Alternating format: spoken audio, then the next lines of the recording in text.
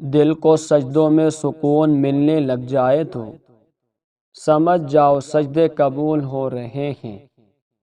اپنے دل کو مضبوط کرو اور ہر ایک سے یہ توقع کرنا چھوڑ دو کہ وہ تمہاری بات سمجھے گا۔ ہر بات ہر ایک کے لیے نہیں ہوتی۔ محبت ڈھونڈنے والوں کو نہیں، بانٹنے والوں کو ملتی ہے۔ ہاں لوگ بدل جاتے ہیں، بہت بدل جاتے ہیں، اتنا بدل جاتے ہیں کہ ہمیں اپنی آنکھوں پر یقین نہیں رہتا۔ خاموشیاں جن کو اچھی لگ جائیں وہ پھر بولا نہیں کرتے۔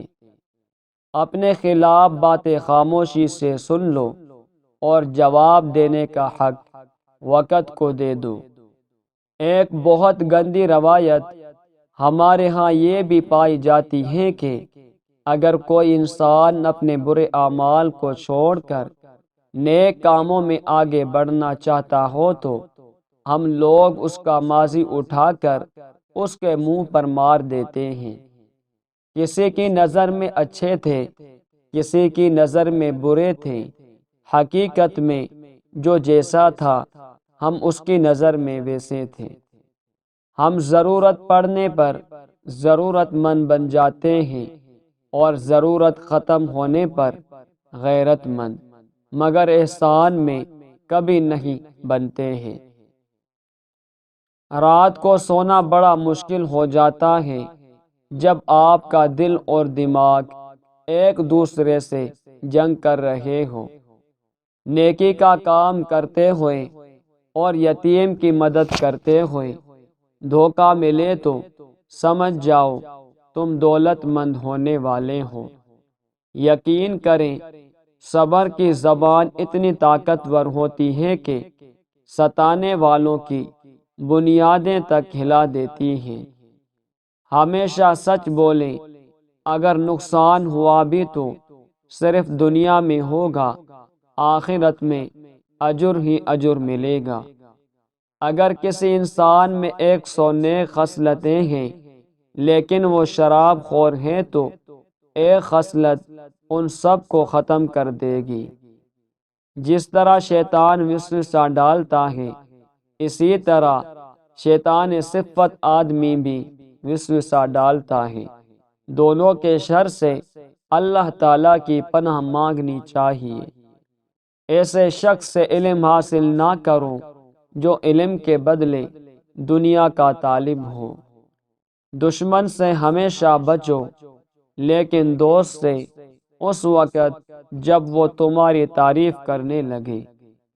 اگر بے تحاشا رزق چاہتے ہو تو اپنے گھر میں بہنوں، بھائیوں اور عزیز و رشتہ داروں کی دعوت کرو، تمہارا رزق ان کے وسیلے سے بڑھ جائے گا۔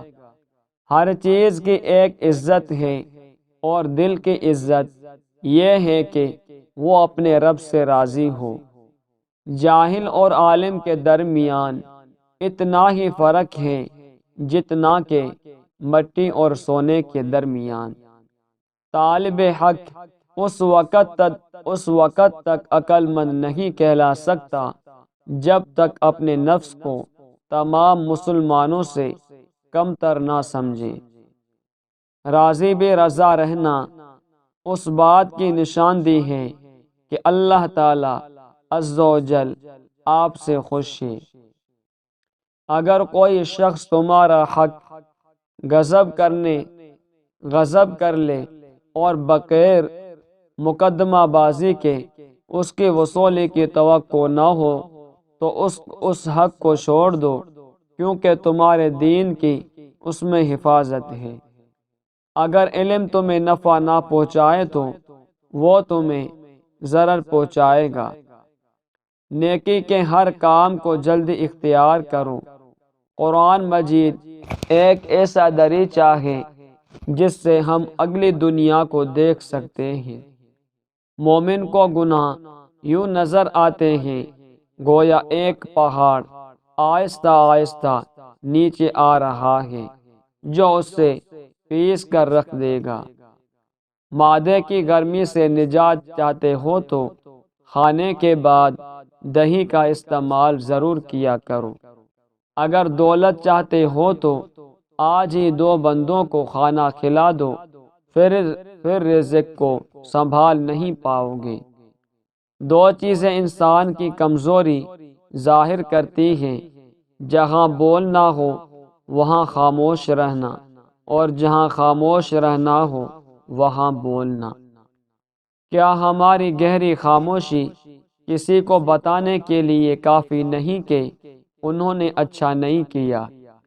کبھی کبھی حق پر رہنے کے باوجود خاموش رہنا پڑتا ہے، اس لیے نہیں کہ ہم ڈرتے ہیں، اس لیے کہ ہمیں رشتے بحث سے زیادہ پیارے ہوتے ہیں۔